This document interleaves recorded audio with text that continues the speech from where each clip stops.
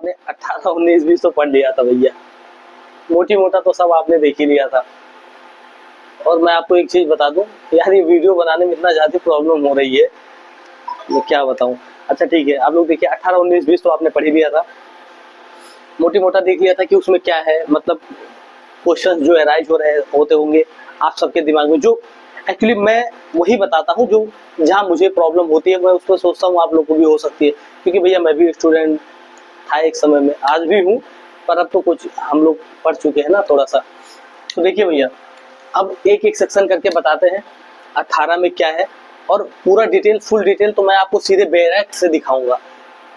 यहाँ पे ये बताऊंगा सिर्फ कि इस जैसे किस सेक्शन में कितने खंड हैं और उन खंडों को याद कैसे करना है, और छोटा मोटा थोड़ा सा डिस्क्राइब कर दूंगा कि उसमें क्या चीज है, थोड़ा समझ जाइएगा आप लोग। बाकी बैरेक्ट से एक एक शब्द आप लोग अच्छे से अभी पढ़ाऊंगा, अभी बैरेक्ट जैसे डिजिटली बताता हूँ ऐसे ही बता दूंगा, ठीक है। अब ये देखिए, धारा 18 है लोक अभियोजक। लोक अभियोजक माने पब्लिक प्रोसिक्यूटर, लोक अभियोजक माने पब्लिक प्रोसिक्यूटर, उसको शॉर्ट में हम लोग पीपी कहते हैं, ठीक है। इसमें कुल मिलाकर भाई, इसमें कुल मिलाकर 9 खंड हैं, और पहले खंड से लेके 9 खंड तक जो याद करना है बस उतना ही मैं यहाँ पे लिखा हूँ, ध्यान से देखिएगा, ठीक है। देखिए पहले खंड में क्या है कि हाई कोर्ट में पीपी की नियुक्ति कौन करेगा, कौन करेगा बता, आप ही लोग बताइए, नहीं पता होगा मैं ही बताता हूँ। केंद्रीय सरकार करेगा, ठीक है, या राज्य सरकार भी कर सकता है। तो केंद्रीय या राज्य सरकार मतलब सेंट्रल गवर्नमेंट या स्टेट गवर्नमेंट दोनों कर सकती है। किस लिए करेंगी, तो अभियोजन का संचालन करने के लिए। अभियोजन माने क्या होता है, केसेस होती है भैया, केसेस, मामले, ठीक है। तो अभियोजन का संचालन करने के लिए केंद्र सरकार या राज्य सरकार हाई कोर्ट में पीपी की नियुक्ति कर सकेगी। पीपी माने पब्लिक प्रोसिक्यूटर, ठीक है। खंड दूसरे में है कि जिले या स्थानीय क्षेत्र में, ये देखिए जिले या स्थानीय क्षेत्र में पीपी की नियुक्ति है। अब कौन करेगा नियुक्ति जिले या स्थानीय क्षेत्र में पीपी की, कौन करेगा, सेंट्रल गवर्नमेंट करेगी, ठीक है।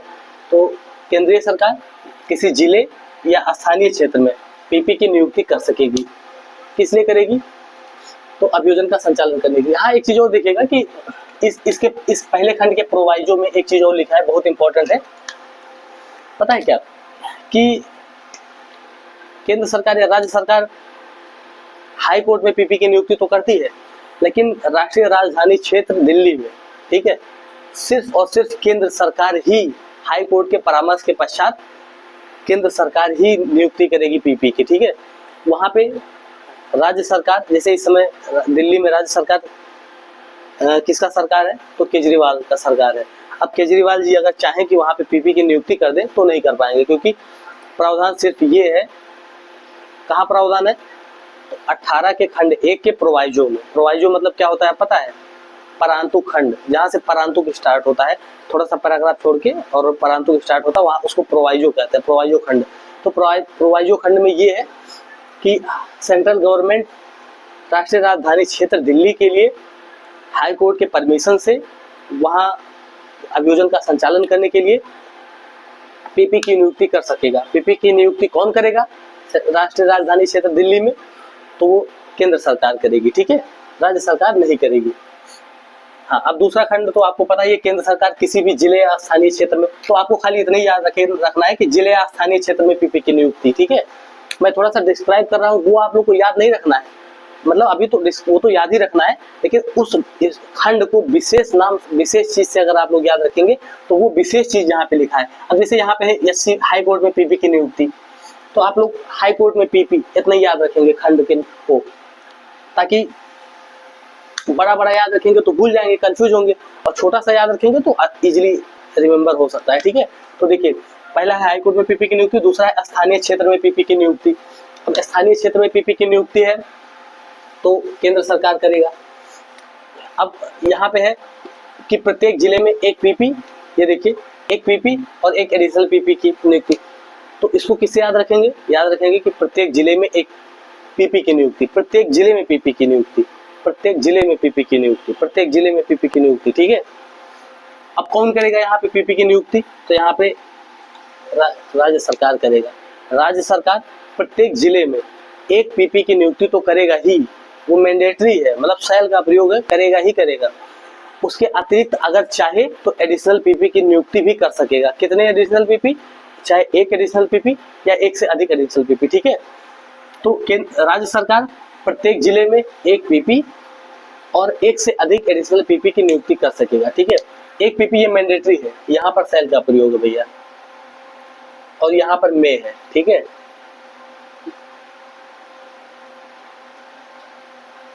तो ये मैंडेटरी है, एक पीपी की नियुक्ति करना ही है, और एक या अधिक एडिशनल पीपी की नियुक्ति मैंडेटरी है, ठीक है। अब चौथे खंड को क्या याद रखेंगे? पैनल के नाम से याद रखेंगे। पैनल किसका पैनल? तो नामों का पैनल। किसके नामों का पैनल? अधिवक्ता के नामों का पैनल, ठीक है। जिसको पीपी बनाया जाना होगा उसको उसके नामों का पैनल। अब ये पैनल तैयार कौन करेगा, कौन बनाएगा पैनल? तो डीएम बनाएगा, ठीक है। डीएम वही डिस्ट्रिक्ट मजिस्ट्रेट, जिलाधिकारी जो होता है, ठीक है। जिलाधिकारी नामों का एक पैनल तैयार करेगा, और उस नामों के पैनल में, अगर अगले खंड में है, 5वें खंड में है कि उस जो डीएम नामों का पैनल बनाएगा, उस नामों के पैनल में अगर अधिवक्ता का नाम नहीं होगा या किसी व्यक्ति का नाम नहीं होगा तो पब्लिक प्रोसिक्यूटर नहीं बनाया जा सकेगा। अगर किसी व्यक्ति को पब्लिक प्रोसिक्यूटर बनाया जाना है तो वो जो नामों का पैनल होगा जो डीएम ने बनाया है उसी के आधार पर बनाया जाता है, ठीक है। ठीक है, अब 6वां खंड देख लीजिए। इसमें क्या है? इसमें कैडर की बात की गई है। ये देखिए कैडर, ये आपको कैडर के नाम, 6वें खंड को कैडर के नाम से याद रखना है, और इसको पैनल में नाम के नाम से याद रखना है, ठीक है। पैनल में नाम और यहाँ पे पैनल, ठीक है। चौथा 5वां पैनल ही आप लोग जान लेंगे। पहले पैनल बनेगा फिर पैनल में नाम होगा, ठीक है। ऐसे याद रख सकते हैं। पहले पैनल बनेगा, चौथे खंड में पैनल बनेगा, 5वें खंड में बनेगा पैनल का नाम, ठीक है। पैनल का नाम होगा, और अगर पैनल में नाम नहीं होगा तो पीपी नहीं बनाया जा सकेगा। और 6वें खंड में है कि कैडर की बात की गई है। अब यहाँ पे ये 6वें खंड में ये बताया गया है कि राज्य सरकार अगर जैसे किसी जिले में नियमित कैडर है, अब नियमित कैडर मतलब जैसे अभियोजन अधिकारियों का नियमित कैडर है, उनकी नियुक्ति किसी विशेष रीति से किया जा रहा है, या ठीक है विशेष रीति से किया जा रहा है, तो उसी कैडर में से जैसे जो कैडर है, जो अभियोजन अधिकारियों का जो कैडर होगा जिले में, उसी जिले मतलब अगर राज्य सरकार को पीपी बनाना होगा, मतलब पब्लिक प्रोसिक्यूटर बनाना होगा, तो उसी कैडर में से ही किसी व्यक्ति को पीपी बनाएगा राज्य सरकार, कहीं और से नहीं, ठीक है। तो 6वें खंड को आप लोग कैडर के नाम से याद रखेंगे, ठीक है।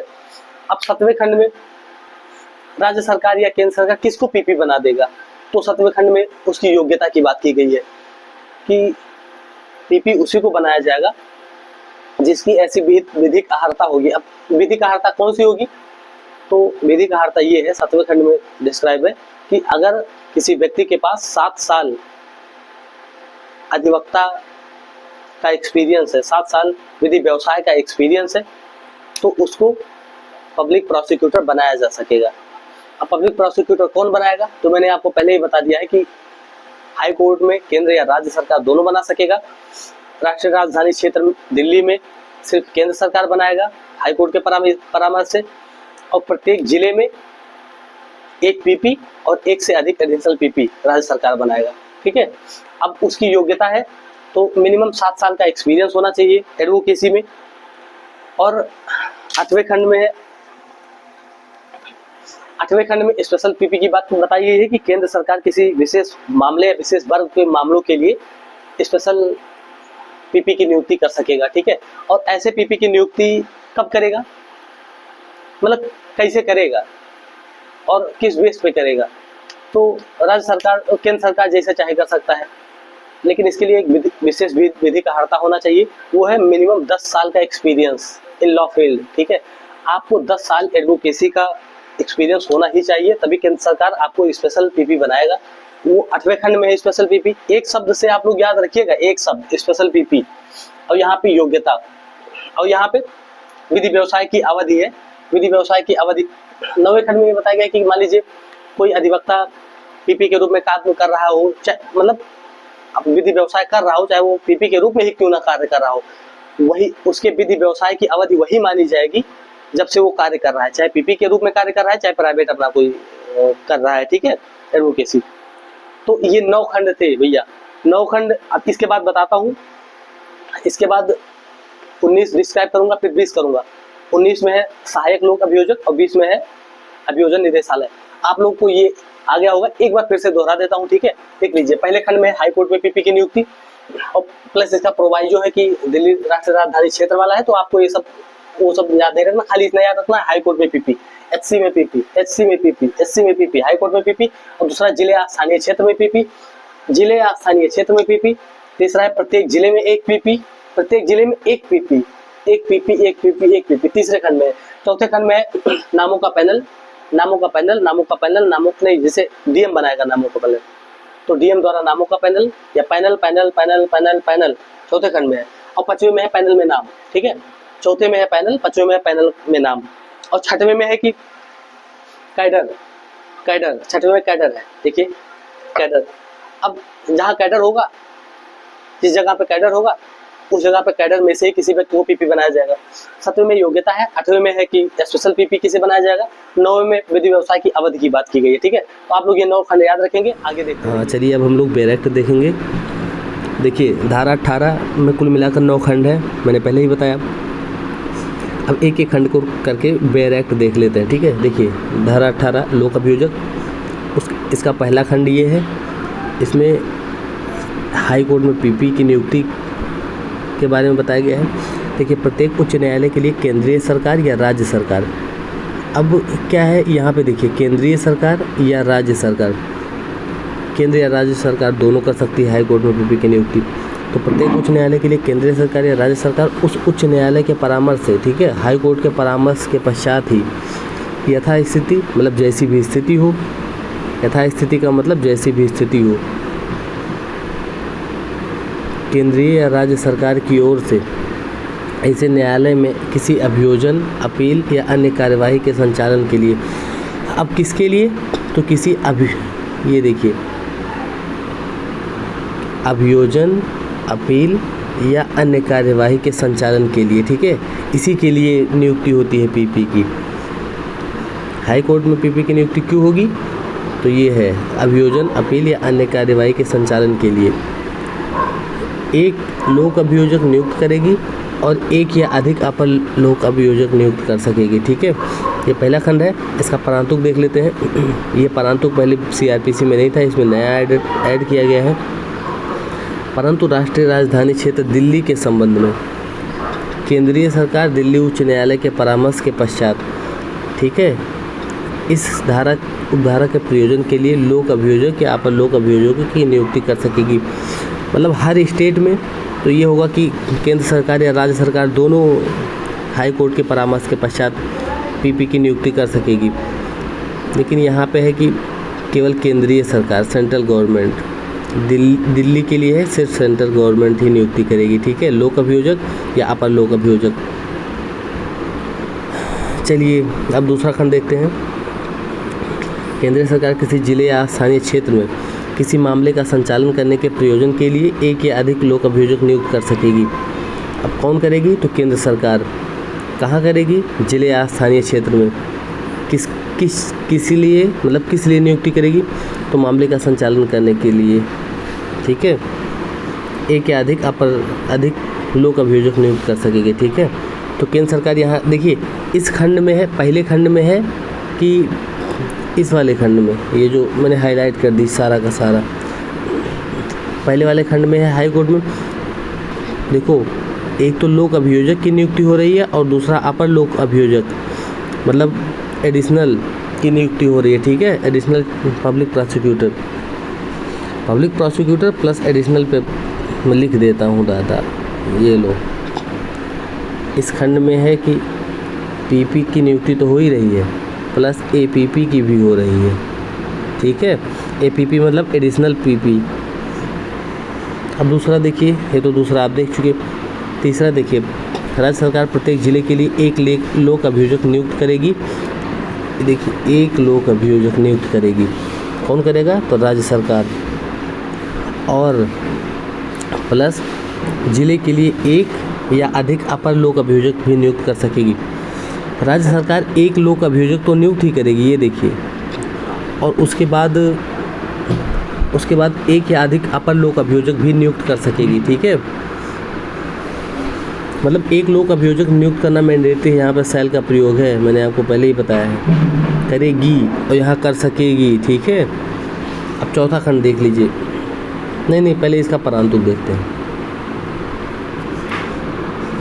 परांतुक में क्या है कि एक ज़िले का कोई भी पीपी होगा तो वो दूसरे ज़िले का पीपी या एडिशनल पीपी बनाया जा सकेगा, ठीक है। मतलब एक ज़िले के पीपी या एडिशनल पीपी को दूसरे ज़िले का पीपी या एडिशनल पीपी नियुक्त किया जा सकेगा। देखिए बैरक की लैंग्वेज देख लीजिए, परंतु एक ज़िले के लिए नियुक्त किया गया लोक अभियोजक या अपर लोक अभियोजक किसी अन्य ज़िले के लिए भी, ठीक है, अन्य ज़िले के लिए भी, ये ध्यान देने वाली बात है, अन्य ज़िले के लिए भी यथा स्थिति मतलब जैसी स्थिति हो लोक अभियोजक या अपर लोक अभियोजक नियुक्त किया जा सकेगा, ठीक है। मतलब एक ज़िले के, यहाँ पर देख लीजिए, मैं थोड़ा सा इसको मिटा दूँ, यहाँ पर मैं शॉर्ट में लिखा हूँ, एक ज़िले का पीपी या एडिशनल पीपी किसी अन्य ज़िले का भी पीपी या एडिशनल पीपी नियुक्त किया जा सकेगा, ठीक है। आप लोग ये चीज़ें जो मैं लिखता हूँ इसको थोड़ा सा ध्यान देंगे, ठीक। ये मैं शॉर्ट में करके अपनी लैंग्वेज में लिख देता हूँ ताकि मुझे समझ में आए। और जो ये किनारे किनारे बैरक में लिखा गया है ना, ये देखिए, ये रेड पेन से मैं किनारे किनारे लिखता हूँ, ये इसको याद रखने का ट्रिक है, ठीक है। खंड को याद कैसे करेंगे ये है। तो अगला देखते हैं। अब देखिए चौथा देख लीजिए, मैंने आपसे बताया था ना नामों का पैनल होगा। तो जिला मजिस्ट्रेट सेशन न्यायालय के न्यायाधीश के परामर्श से कौन करेगा? जिला मजिस्ट्रेट। कैसे? सेशन न्यायाधीश के परामर्श से, जो सेशन न्यायाधीश का पीठासीन जज होता है उसके परामर्श से ऐसे व्यक्तियों के नामों का एक पैनल तैयार करेगा जो उसकी राय में उस ज़िले के लिए लोक अभियोजक या अपर लोक अभियोजक नियुक्त किए जाने के योग्य हैं। मतलब डीएम की राय में जो लोग लोक अभियोजक नियुक्त किए जाने के योग्य हैं या अपर लोक अभियोजक नियुक्त किए जाने के योग्य हैं, उनके नामों का एक पैनल तैयार करेगा, ठीक है। तो इसमें है कि नामों का पैनल, ये देखिए ये मैंने लिखा है ना, डीएम नामों का पैनल तैयार करेगा। किस लिए तैयार करेगा? तो आगे है, अभी देखिएगा, ये नामों का पैनल भेजेगा राज्य सरकार को, तो राज्य सरकार नियुक्ति करेगी, ठीक है।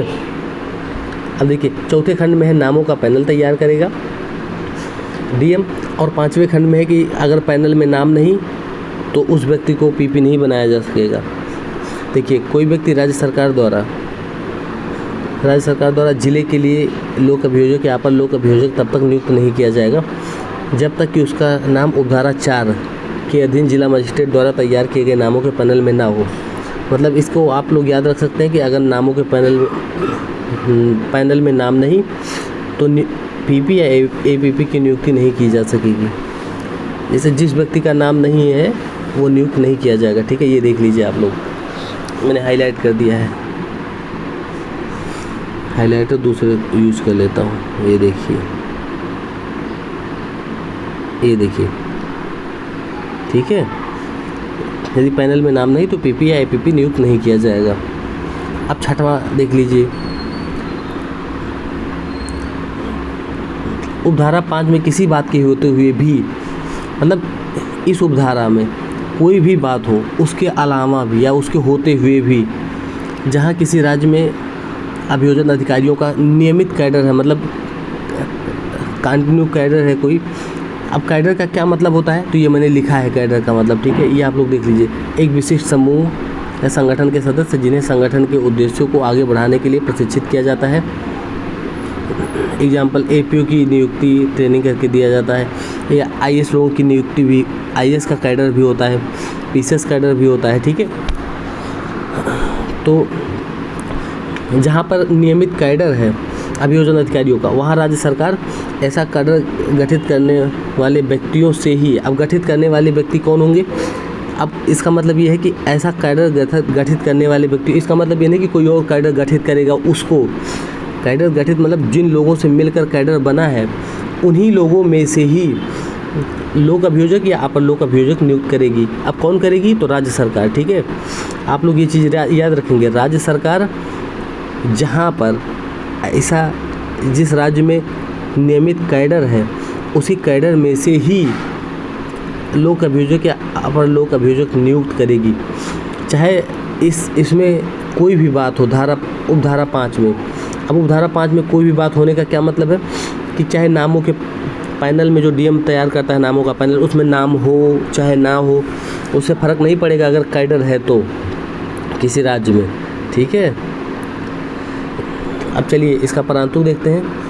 परंतु जहां राज्य सरकार की राय में ऐसा कैडर में से कोई उपयुक्त व्यक्ति ऐसी नियुक्ति के लिए उपलब्ध नहीं है, वहां राज्य सरकार उपधारा 4 के अधीन जिला मजिस्ट्रेट द्वारा तैयार किए गए नामों के पैनल में से यथास्थिति लोक अभियोजक या अपर लोक अभियोजक के रूप में नियुक्त किया जा सकेगा। ये परांतुक था, ये अपवाद है 5 का, ठीक है। 6वां खंड 5वें खंड का अपवाद है। अब 6वें खंड का प्रोवाइजो यानी परांतुक खंड, ये देखिए ये भी अपवाद है। ये 6वें खंड का अपवाद है। मतलब ये जो मैं हाईलाइट पूरा कर रहा हूँ ये 5वें खंड का 6वें खंड का अपवाद है, ठीक है। इसका अपवाद है। अब यहाँ पे क्या कह रहा है, जैसे 6वें खंड में कह रहा है कि जहाँ पर जिस राज्य में कैडर होगा, नियमित कैडर होगा, राज्य सरकार उसी कैडर में से ही किसी व्यक्ति को लोक अभियोजक या अपर लोक अभियोजक नियुक्त करेगी। और परांतुक में है कि जहाँ राज्य सरकार को यह लगता है कि उस कैडर में से कोई उपयुक्त व्यक्ति नहीं है, वहाँ किसी को भी जो उपधारा 4 के अधीन नामों के पैनल में होगा, किसी भी व्यक्ति को लोक अभियोजक यानी पीपी या एपीपी नियुक्त कर सकेगा, ठीक है। चलिए अब स्पष्टीकरण देख लीजिएगा आप लोग, नियमित कैडर का क्या मतलब है, ये है, और अभियोजन अधिकारी से क्या मतलब है, ठीक है। अब 7वें खंड में देखिए कि इसमें योग्यता की बात की गई है, ठीक है, कि किस व्यक्ति को पीपी या एपीपी बनाया जाएगा। तो कोई भी व्यक्ति उपधारा 1 या 2 के अधीन, उपधारा 3, 6 के अधीन लोक अभियोजक पर लोक अभियोजक नियुक्त किए जाने के पात्र तभी होगा जब वह काम कम से कम 7 वर्ष तक अधिवक्ता के रूप में कार्य करता रहा हो। मतलब कुल मिलाकर ये है कि 7 साल का एक्सपीरियंस होना चाहिए, 7 वर्ष, ठीक है।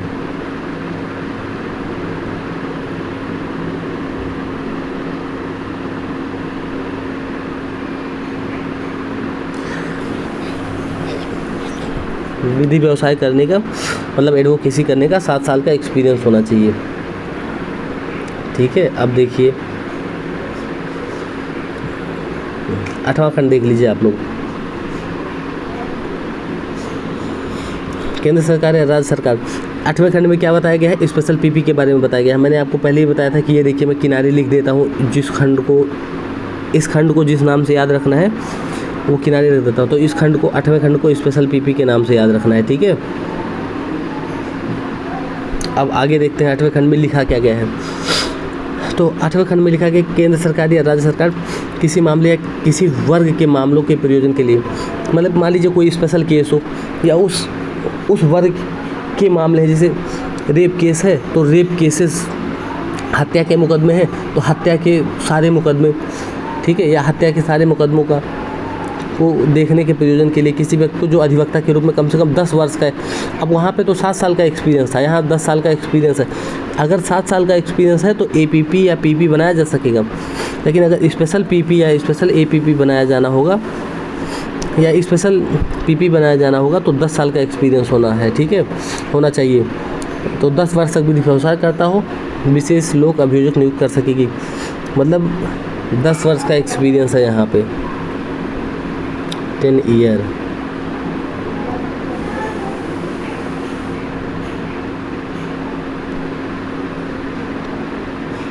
यहाँ पे 10 साल का अनुभव होना चाहिए, परंतु न्यायालय इस उपधारा के अधीन पीड़ित को अभियोजन की सहायता करने के लिए अपने पसंद का अधिवक्ता रखने का अनुज्ञात कर सकेगा।